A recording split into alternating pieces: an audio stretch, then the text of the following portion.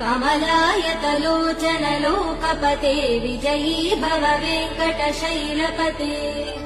स चतुर्मुख षण्मुख पञ्चमुख प्रमुखाखिल दैवतमौलिमने